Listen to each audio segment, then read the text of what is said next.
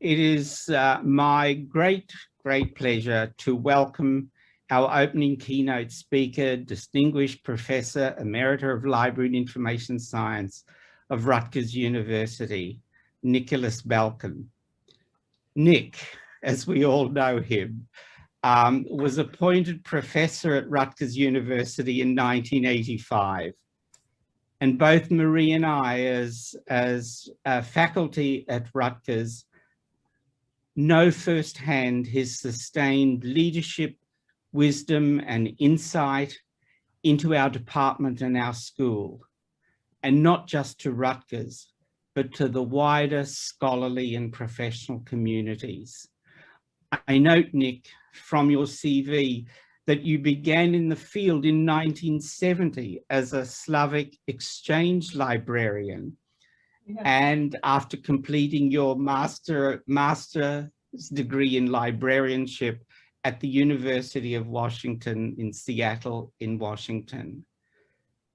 Nick is well known for his groundbreaking research on human-centered information retrieval and the development of the cognitive viewpoint in information science. His research involves human interaction with information, human-computer interaction in information systems, interactive information retrieval, personalization of information retrieval, and evaluation of information retrieval systems. He is one of the founders of the cognitive viewpoint in information science, and is indeed the co-author of one of the first books that explicitly investigates and describes the process of interactive information retrieval. As you will note from his CV, it's available on the Department of Library and Information Science website at Rutgers. He is author or co-author of over 200 journal articles, conference proceedings, and book chapters, and has been identified variously as the first or second of the most highly cited scholars in library and information science. As you will note from his CV, his research has been supported over many years by many agencies: the National Science Foundation, the Institute of Museums and Library Services, Google, the US Department of Education, the British Library Research, NATO, and so on. Over this distinguished career, Nick also has been recipient of many awards and formal recognitions. These include the ACIST Award of Merit, the highest award with which ACIST recognizes sustained contributions to the field of information science. This was awarded in 2003, and several other ACIST awards. Nick was also president of ACIST in, I think, 2005. He's also been awarded, for example, the Gerald Salton Award, presented by the Association for Computing Machinery, their special interest group on information retrieval. But one of the sustained contributions has been in the education and formation of doctoral students in many capacities: primary advisor, committee member, external examiner. And Nick has been involved in some 60+ journeys of doctoral students, so many who have gone on to be scholars and academic leaders in the field. This is such a wonderful, wonderful legacy, and the contribution of Nicholas Belkin will go on forever. Nick has a long association with LIDA as well, and in 2002, he was an invited speaker in the conference theme of interactive IR evaluation methods. So Nick, it's my great pleasure to welcome you. I miss seeing you across the hallway. Nick and I had shared a hallway of office spaces for many years. We look forward to your continued wisdom and insights as LIDA progresses. And we're just so thrilled that you've accepted this invitation. It is a real honor for us to mark the 20th year of LIDA with you as our opening speaker. Thank you very much, Nick, for being here. And thank you really very much for your overview of the intellectual history of LIDA that you started with your presentation. But I think that's very, very important. And I very much hope, I believe that what I have to say fits nicely into that, into that framework. I hope so. I'm pleased to believe that the theme of what I'm going to be talking about today fits so well into the theme of the conference itself. So thank you for that introduction. Thank you to the organizers of LIDA 2020, that is 2021, for having invited me. It's a great honor and a privilege. I'm humbled, and I hope I'm up to the task. Libraries in the digital age. Before I begin the substance of this presentation, I need to offer a caveat. Libraries and librarians play many significant roles in society. I'm going to be unable today to address the implications of what I'm talking about for all of these roles.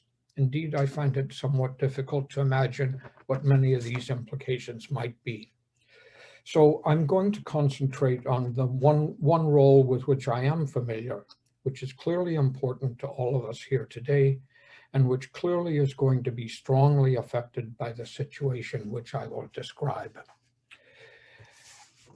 So today I'm going to be talking about libraries' role in supporting people's accomplishments of their goals and tasks through effective and pleasurable interactions with information. As Ross pointed out, the founding of the LIDA conference series was a bold and exciting move to consider seriously the impact and implications of the digitization of multiple forms of information in all aspects of society on the roles and functions of libraries, as well as the practice of librarianship and information work in general. Providing this venue for research and reporting of practice in response to digitization of information has been vital to progress in the field. The proceedings of the LIDA meetings and concurrent developments in society at large provide ample evidence of the necessity of addressing this phenomenon and of the success of the LIDA endeavor. But it's important to realize that the LIDA Modus has been focused on development of systems and services, enhancing and supporting access to digitized information resources, assuming that people would be using systems devoted to such access. As Ross pointed out so strongly, the focus has been on digital libraries. This has meant that the LIDA has considered people as users of information systems, for instance, libraries, who access digital information resources largely controlled by those systems. However, in the 20 years since LIDA was founded, information and communication technologies have moved far beyond the initial stage of availability of what we might call traditional information in digital form, to a situation in which people's very environment is both source of and access to varieties of information never before available in any form. The claim of this presentation is that this new information milieu, which we'd like to call the age of information ubiquity, sets entirely new challenges to the basis of library and information services. which may well require radical changes in how we think about the roles of libraries, how we think about how the roles of libraries and librarians should be carried out, or even of these roles themselves. In this presentation, I describe some salient aspects of the ubiquitous information milieu and their effects on the conduct of everyday life, and discuss some possible implications of these factors on the nature and role of services and structures, such as libraries, which aim to support people's interactions with information. In the emerging technological and socio-technical environment, people will be, and indeed to some extent already are, constantly and ubiquitously immersed in a sea of information. This will be, or is, information of a great variety of kinds, information from or about increasingly varied and numerous sources, information in increasingly varied and numerous media types, information available in increasingly varied and numerous modalities, and information available for access and interaction in increasingly varied and numerous contexts. Furthermore, increasingly pushed information competes with, and indeed may eventually completely replace, pulled information. That's which we desire may be overwhelmed by that which others desire us to see. If all this seems like Fahrenheit 451, it's not science fiction, but already for the most part reality. For instance, people now have ready and instant access not only to information in textual form, but as images, sounds, numbers, even smells and touch. Think about immersive cinema, even though we don't have it right at this moment. We've had it before COVID and we'll have it again after. This is information that comes to us not only from documents and knowledge bases, but from other people, from places, sensors embedded in highways, from things, empty refrigerators, from the environment, the weather, from ourselves, our blood pressure. It comes to us in a variety of media, text, images, videos, and in a variety of carriers, mass media, social media, personalized media. It comes as data, as numbers, in ways which we have not interacted with before in such a constant and immersive situation. It's available to us in increasingly varied and numerous modalities and devices. We apprehend it through reading, listening, viewing, feeling, smelling. All our senses become available. We interact with it by annotating, speaking, grasping, moving, sending, sharing. We access it ever less through screens and keyboards, and ever more through speech and other modalities, holograms, virtual realities, and increasingly through our environment itself, whether virtual or real or augmented. All of this is available to us for access and information in an increasing variety of contexts, physical contexts, our homes, our workplaces, while moving, our third places, occasional places which we may visit, new places which we've only now encountered. All of these have information that comes to us related to that place which can be useful for us at that time. We are interacting with it in a variety of social contexts while we're with friends, with neighbors, with family, with workmates, with playmates, with unknown others, with conference mates like today, with Zoom meetings like this one.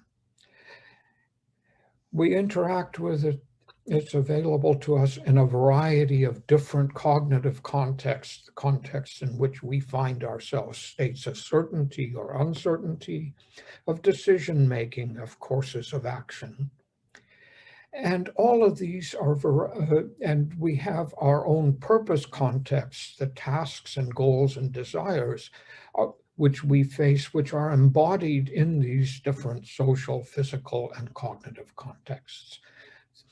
All of this is, the extent of this change is really dramatically different from our previous experiences. And in all of these contexts, we are increasingly subjected to this information in all its varieties and with all of its possibilities, willy-nilly, having it pushed to us through recommendation systems, personalized mass media, ubiquitous sharing, so-called proactive information retrieval, social media whose goal is heightened engagement and so sends us stuff that causes us to riot. Our environment as we travel through it sends us information. Even the presence of Ray Bradbury, prescience of Ray Bradbury, could not imagine the degree to which we are already immersed in information pushed at us. What does all this mean for support for interaction with information? Well, what results in terms of information, in terms of human behavior, can we expect from this situation? And how should we understand the roles and functions of libraries in the age of information ubiquity? As ever more information and affordances for interacting with it become available to people in ever more contexts, their uses, needs, demands, and behaviors will expand and do expand commensurately. We know this from previous experience. We can expect it to happen for sure in the future. Furthermore, as people become accustomed to information immersion, they'll become ever less likely to engage with systems which are not embedded in their specific contexts. That is, in all aspects of their daily lives. Thus, the very concept of information systems, including libraries, that require people to leave what they are doing, whether physically or virtually, in order to use them to interact with information, may indeed itself become unuseful. This strongly suggests to me the need for a radical shift in how support for interaction with information is construed. However, it's also clear that all of this stuff, all of these possibilities, all of the time, all of this ubiquity is not an unmitigated good. Although this new milieu affords the possibility of much more inclusive and useful support for us in our daily lives, it also raises potentially severe problems. We only have to observe people as they stumble into one another while walking down the street, engaging with information on their phones to understand this. But more seriously, this superabundance of information pushed at us will clearly lead to increased effort in discriminating between what is useful and what is not, an intrusion in our daily lives, and perhaps most seriously, to a loss of privacy and security. Thus, there will clearly be problems arising in the age of information ubiquity that will need to be addressed, but just as clearly, opportunities to enhance people's lives through these new affordances. How then shall we understand libraries in the age of information ubiquity? We certainly understand already, in no small part through LIDA, that libraries as places is not the whole or even the essence of what have been understood to be the social functions of libraries and librarians. But even this realization still has left us with the concept of libraries and librarians as institutional actors, one of whose roles is primarily to support people's effective and pleasurable interaction with information. Is there a place for such actors in the age of information ubiquity? Well, there will clearly be a need for some actors or systems which can support people faced with the almost unlimited possibilities afforded by information ubiquity and with its attendant problems.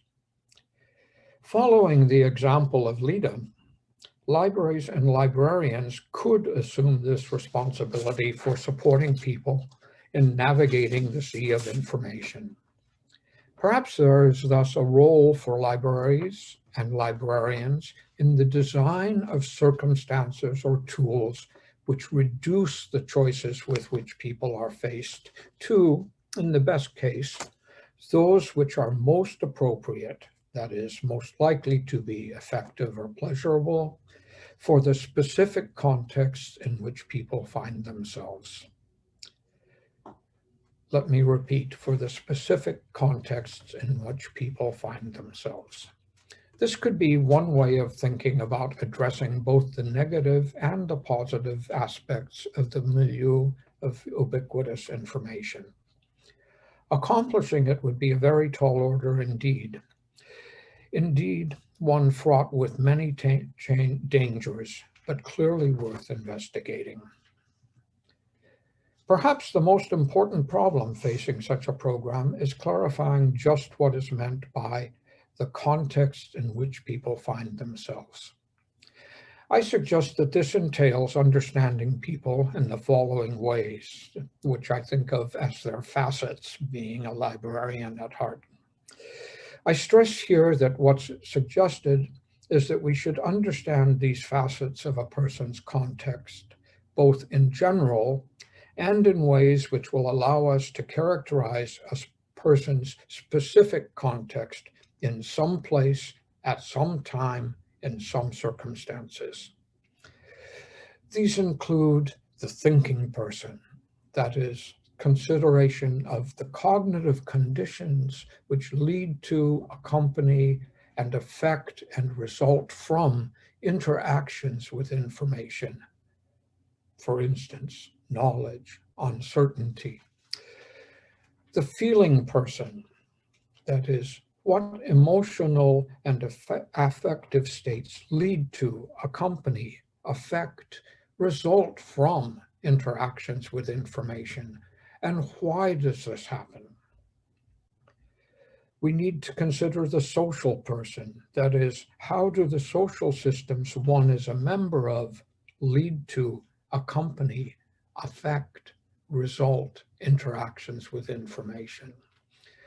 People have goals. We need to consider the goal-driven person. What are the characteristics of the goals and tasks which lead to, accompany, affect, result from interactions with information? People live also without goals. People are curious, serendipity, aimlessness, even being a flaneur are facts of information-oriented life. How do we understand and support people in this way? And we need, importantly, to think about the embodied person. That is, people's interactions with others and with information, with the things around them and near them, with their environment, all take place within the constraints and affordances of their physical selves in their physical environments. We need to understand the relationship of the physical to the, let's say, intellectual. And what we need to remember is that all of these aspects or facets of a people take place within the context of the ubiquitous person. That is, that person making her way through life. Understanding all of these facets, at least to some extent, will be necessary for the good for the design of good support tools and circumstances. I suggest that doing this may require what I've called elsewhere radical personalization. That is, designing tools and circumstances, such as digital personal assistants, which have sufficient knowledge of the individual, enough knowledge of the individual, to be able to take account of all of these facets of the person in order to enable that person to effectively or pleasurably interact with information as and when appropriate, without recourse to some external system, that is, just in time. This, I propose, is a means to make interaction with information the given or thrown, rather than the problematic, that is, recognizing a problem, leaving what one is doing, going to a system, and interacting with information, returning to one's life, as is currently the case. This is clearly a tall order that carries with it not only its obvious difficulties, but also an ethical conundrum. That is, for such tools to exist, some entity or entities will need to have a great deal of knowledge about the person for whom they are supposed to support. Effectively, all of who that person is. We're already concerned that entities such as Google or Facebook know too much about us. Radical personalization would require even more and more intimate knowledge. We will need to consider seriously whether the obvious dangers raised by this can be adequately addressed, and even whether the potential price is worth the candle. Libraries and librarians seem to me to be the obvious and appropriate actors to address these problems and accomplish these goals, in large part because they have already the experience of having studied these aspects of the person and their relationships to effective or pleasurable interaction with information. Indeed, much of what has been supported by and reported at LIDA are examples of this type of expertise, and I think that Ross's introduction made this quite plain. I think also that the points on the slide that we're looking at are, in fact, descriptive of the overall research and practice agenda of the field of information behavior, a LIDA leitmotif. But what libraries and librarians do not yet have the experience of is putting all of this expertise to practice within the new context and implications of the age of information ubiquity. These new circumstances, I believe, will require fundamental rethinking of what it means to provide support for interaction with information. I alluded earlier to danger in this attempt. It should be clear that understanding a person in the ways suggested raises clear and important ethical issues. These are similar to, but go well beyond, those that have been raised in librarianship over the years with respect to whether librarians should know why a person asks for some information or what a person is going to do with the information. But at least librarians have considered such issues and are thus well placed to address them in this new context. This is clearly different from the situation of engineers and computer scientists who have not seriously addressed these issues and who may be alternative actors. These issues clearly will need to be addressed before any substantive action is taken to achieve the goals I've outlined, or at least during that time. Assuming that we've been able to address these ethical issues, I'd like to offer a few suggestions as to how the goals I've outlined might be accomplished. Please take these not as a prescriptive agenda, but rather as an initial foray into this new space of research, development, and service. I hope that they'll inspire discussion today and more concrete proposals and work in the future.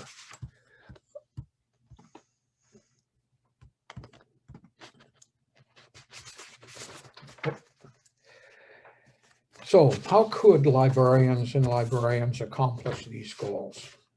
Libraries and libraries are clearly well placed to develop educational programs which inform people of the availability of the wide variety and nature of ubiquitous information, of how best to interact with the different versions of it, and of how best to avoid the dangers of interacting with it.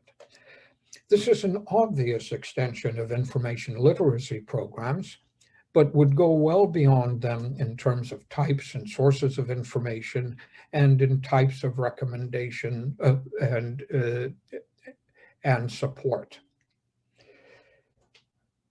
An obvious, and I think that it's important for us to think about just how to go about doing this, and I'll come back to that in a moment. An obvious means to support people in their interactions with ubiquitous information is through applications, devices, software, which know enough about the person to make predictions about what information, when, and through what means it would be most appropriate for the person to interact with in order for some goals to be achieved. That is radical personalization. As I've pointed out, enough is likely to be a very great deal. Who should know that, and who should control that? Who should be able to access that are very serious questions. It's quite clear to me that a variety of actors, social actors, are likely to make and market such devices, and that it's not a great idea to believe that the motives of all of them will be altruistic support of the person, or that the goals which they'd like to achieve will be commensurate with the goals of the person using the devices. Furthermore, such devices or applications could reside on the service side or on the client side and be controlled and accessible by different actors. Applicants which reside on the client side and whose contents are controlled by the person using that client is, I believe, the model most likely to ensure privacy and security and to be ethically responsible. I suggest that libraries, librarians, and library and information scientists are the social actors best suited to the design, construction, distribution, maintenance, and instruction of use of such client-side devices, and that this could be their major role in supporting people in the age of information ubiquity. Drawing upon their research expertise, libraries, librarians, and information scientists should be leaders in the basic research needed in order to construct radically personalized digital assistants, which would mediate between the person and the information environment. Their expertise with people's information needs and uses, and with user-centered design, suggests that they should be intimately involved in design and construction of such devices.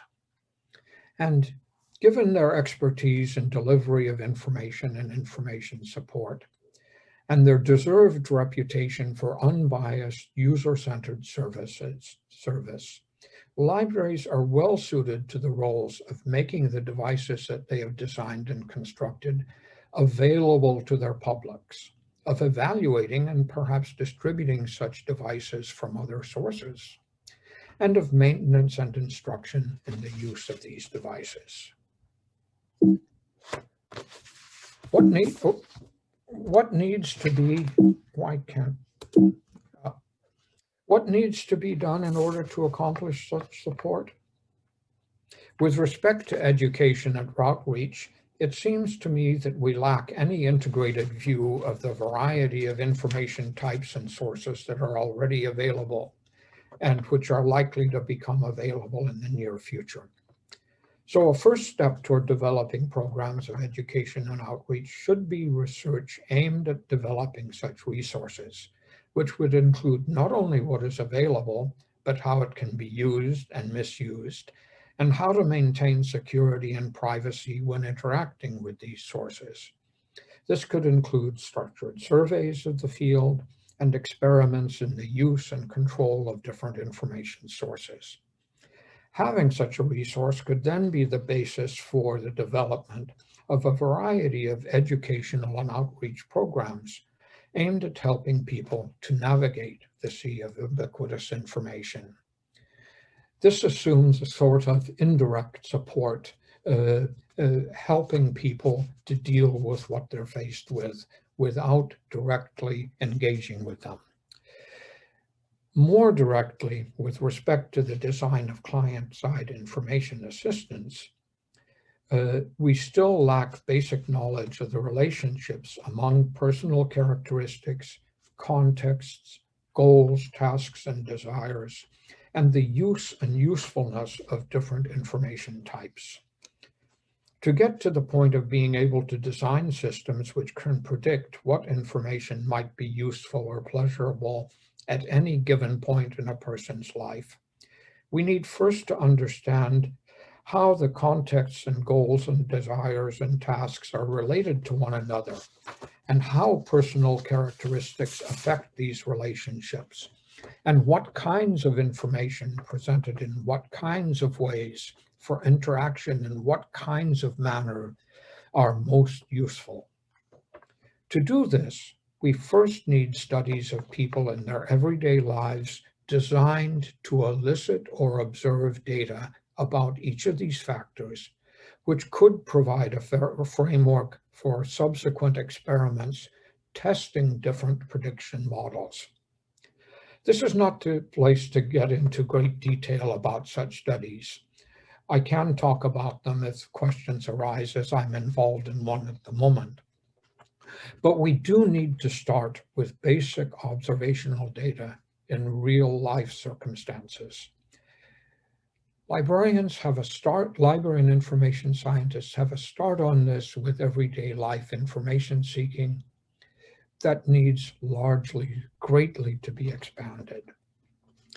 Only after we have such basic knowledge can we move on to experiments in the development of client-side applications which can interact with different information sources in order to choose those which are most likely to be appropriate for the person to interact with, given that person's current context and goals or tasks or desires. Once again, I have to demur and not specify just what shape such experiments might take, but the problem space is immense. There clearly will need to be devices applications of the sort that I've proposed, developed and marketed by entities other than libraries. I think Google, Amazon, Facebook are likely to be thinking about such devices this very moment. Libraries are a natural actor for developing standards for evaluation of such devices, for conducting such evaluations, and for making the results of these evaluations known to the public. This sort of vetting, and perhaps even distribution of approved devices, could become a major library activity. But it's important to remember that in setting these standards, it will be especially important to consider the following points. Finally, or perhaps rather first, we need to engage in serious consideration of whether such tools can be ethically responsible. That is it indeed possible for a tool that uses such knowledge of the person to interact with external sources to keep that knowledge from those external actors? Will the fact of having accessed those sources in those particular ways for that person in that physical and temporal context allow the external actors to infer the knowledge of the person which led to the interaction? We will need to determine whether methods can be developed to present such inference, not an easy task. I would like to be able to also say that we should ask whether the benefits of such devices outweigh the risks and whether they should be developed at all. But I'm afraid that their development is inevitable and that the best we can hope for is that someone, and my proposal is libraries, take on the task of devising and providing the most secure and ethically responsible personal information intermediaries.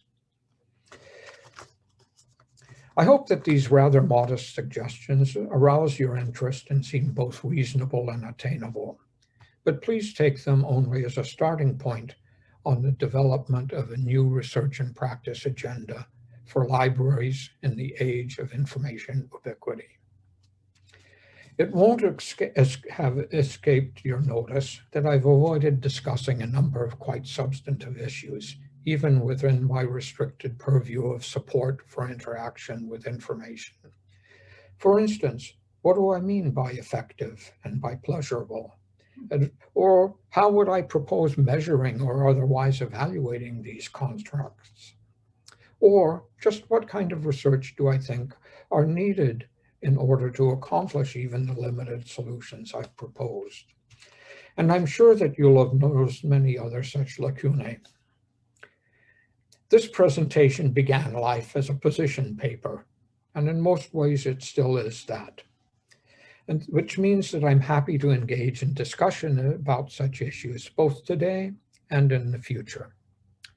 And judging from their abstracts, I think that the two keynote papers to come will address some of these issues more substantively than I have, as well as considering other roles of libraries that are impacted by the information age of ubiquity. And that some of these issues will also surface in the other presentations at LIDA 2021. So I hope that you'll keep in mind the problems and possible solutions that I've raised today when engaging with other presentations at LIDA 2021 and perhaps elsewhere. In summary, what's been proposed is a shift from the libraries in the digital age modus of focus on digital resources and systems to access them to a libraries in the age of information ubiquity modus, focusing on supporting people in their interactions with information in their daily lives and contexts, recognizing and supporting them not as users of systems, but as interactants with ubiquitous information made available to them just in time. I further propose that specific directions of research and practice in this new program should include education and outreach in the positive and negative characteristics of ubiquitous information, and in best practices for dealing with both aspects, and in the design, provision, maintenance of personalized tools for supporting people in their interactions with the ubiquitous information environment. I stress, however, that I see these proposals as only the beginning of how libraries will have to change in response to the age of information ubiquity.